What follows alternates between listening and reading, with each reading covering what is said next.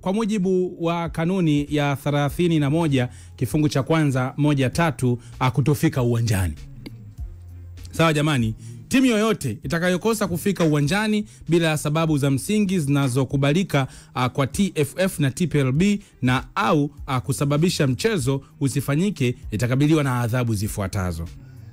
Ya kwanza, kutozwa faini ya shilingi milioni 5 ambapo shilingi milioni 2.5 itachukuliwa na bodi ya ligi kuu na shilingi milioni 2.5 itaenda kwa timu pinzani. Kwa hiyo mnyama na mgawa.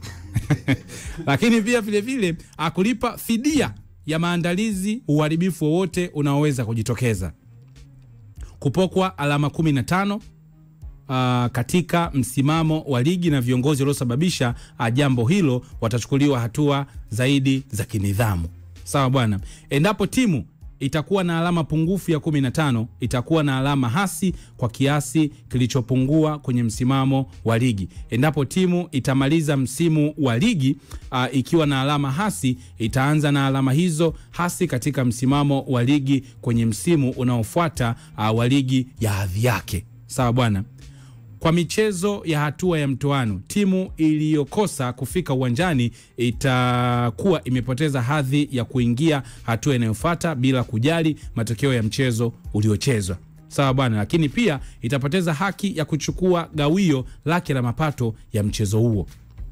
Kiongozi yeyote atakayebainika kushiriki, alishawishi au alikuwa chanzo au sababu ya timu kutotokea uwanjani bila ya sababu ya msingi atafungiwa kwa kipindi cha miezi 12, maana yake mwaka mmoja. Adhabu nyingine inasema inaweza kukabiliwa na adhabu zaidi kama ambavyo TFF, TPLB itahitaji kuchukua hatua zaidi kadri itakavyoona inafaa. Timu yoyote iliyopewa adhabu ya faini chini ya kanuni hiyo haitaruhusiwa kucheza hadi itakapotekeleza adhabu hiyo kwa daraja ambalo itakuwepo. Kwa hiyo hivyo ni vipengele vya mfululizo wa adhabu kwa timu ambayo haitafika uwanjani. Kwa hiyo kitokea Yanga akanyang'anywa akapoteza mchezo, akanyang'anywa alama 15, atatafutwa kiongozi aliyesababisha mchongo usifanyike. Anakula miezi 12. Kula miezi 12. Alafu Yanga wasipolipa ile milioni 5. Hawachezi ligi. Hawachezi ligi msimu unaofuata. Hayupo kiongozi wa kufanya hivyo. Kuna kitu hapa tunakipindisha. Hizi Simba na Yanga ndio wanajaribu bodi ya ligi. Ndio wanaumiza vichwa. Yanga kitu kinachoendelesha ni chuki. Yaani kwa nini Simba afaidike na hii advantage?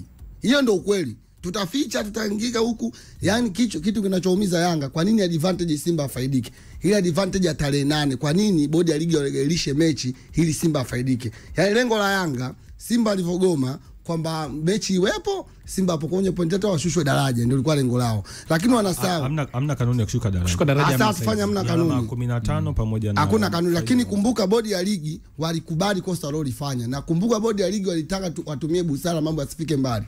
Kwamba kweli kosa tumelifanya. Kama kosa tumelifanya, hebu waza Yanga tulipokonya pointi 15 au Simba tushushe daraja. Tukae chini, twende busara, mechi tupange tarehe, dabi ichezwe. Kwa nini dabi ya kwanza kugailishwa?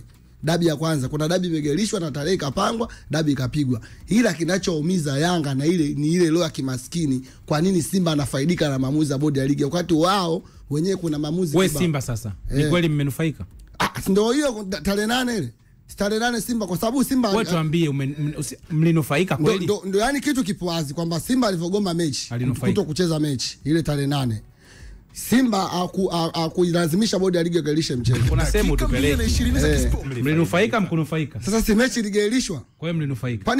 Kwani bodi ya ligi ibebi Simba na Yanga azibebu? Simba na Yanga kupitia bodi ya ligi. Wewe sasa. Ni ukweli usofichi. Kwani Ibra ni unaamini Mandala labda swali liwe jepesi. Nyie kutocheza tarehe 8 ilikuwa faida kwenu? Sisi kuto kucheza tarehe 8. Yaani ukunielewa. Simba kugoma tarehe 8 ilikuwa faida. Yaani sijamaanisha kama inapata faida. Simba kugoma tarehe 8. Kama bodi ya ligi kama hajagailisha mchezo, inamaanisha Simba kukutana na lungu. Yaani tarehe 8 Simba alivyogoma tucheze tarehe 8. Inamaanisha mchezo ungekuepo. paka Makamesa angefika, marefa angefika, inamaanisha Simba angekutana nini na Lungu. Faida gani Simba ameipata? Faida ameipata baada ya bodi ya ligi kugairisha nini mchezo. Kwa kile kitu Yanga ndio kinawauma, kwa nini bodi ya ligi wagairishe nini mchezo.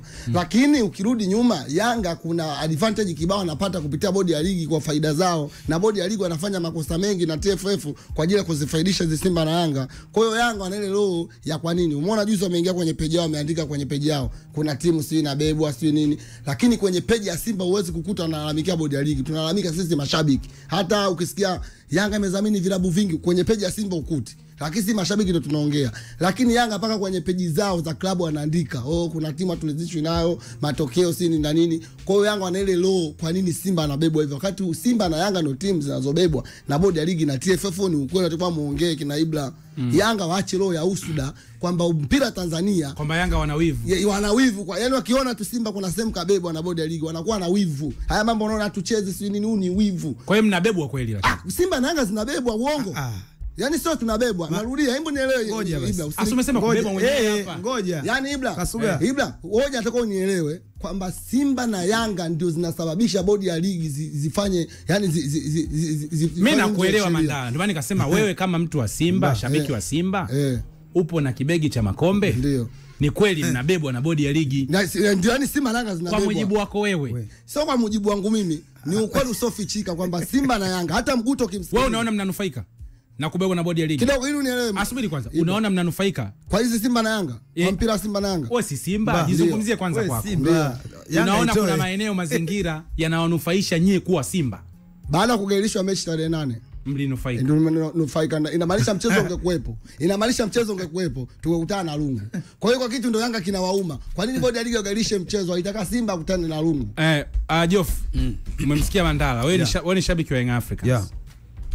Unaamini kwamba hiki ambacho mnakiishi saizi ni mazoea ambayo Simba na Yanga mlikuwa mmezoea kuyaishi na bodi ya ligi, kwamba mnaweza kufanya chochote na bodi ya ligi wakawasikiliza? Yanga sasa hivi tumekuja vitu vingine, si ndio?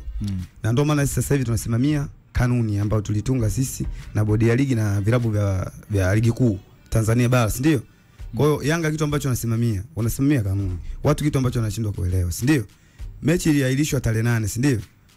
Bodi ya ligi wakaja wakazungumza wakasemaje, kama kweli tungeweza kuweka faini tukanyang'anya point Simba na tukamshusha daraja ingekuaje? Sisi tumekaa nani busara. Kwa hiyo Yanga anachokitumia sasa hivi naye tarehe 15 tunabidi Simba na Yanga sonde kibusara. Na sisi tusipofika tarehe 15 ina maana tunarudi nyuma kule.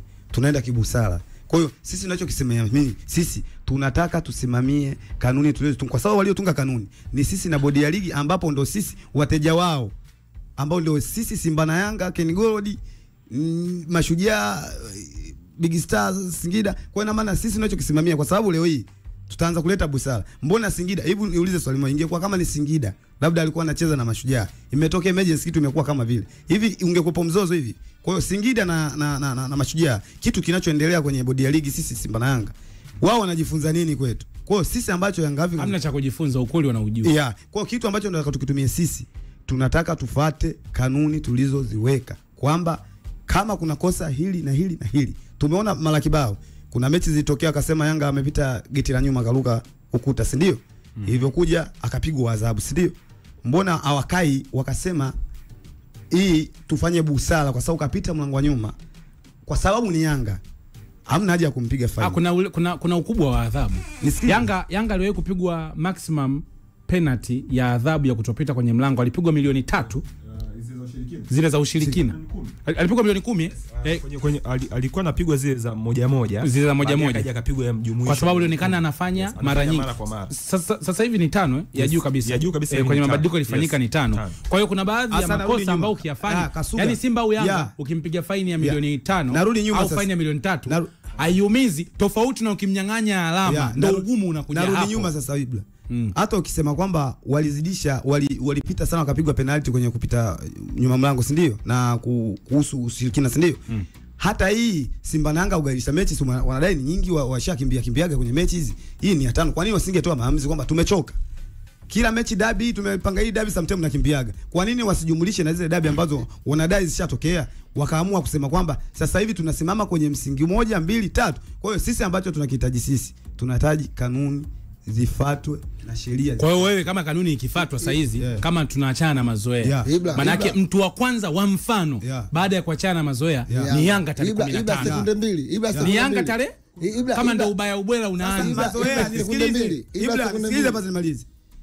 Sisi tarehe 10 nisikilize. Tuachane na mazoea. Tuachane na mazoea. Kazi ianze tarehe 15. Sikiliza sasa. Tarehe 15 na maana tusipokuja adhabu ichukuliwe. Hakuna cha adhabu. Nisikilize. Hakuna cha adhabu vipi? Ngoja Ibra anakuja huko, ngoja basi nimalize.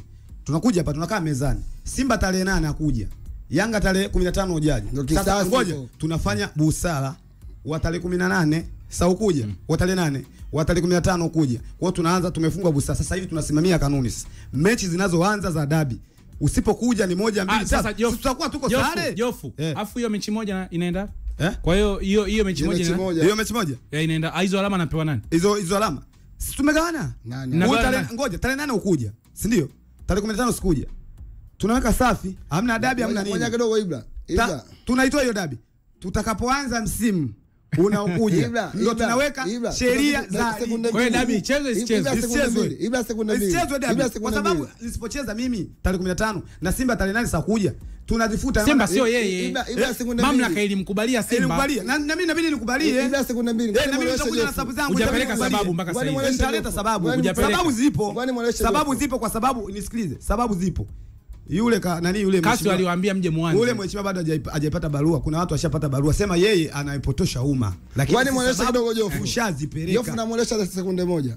Simba kipindi anasema tucheze tarehe 8, hakuilazimisha bodi ya ligi, hajakomba msamaha kwa bodi ya ligi wala hakuilazimisha bodi ya ligi wakailishe mchezo. Sisi tulikubali na matokeo. Chochote kitachotokea tupokonywa pointi 15 au la.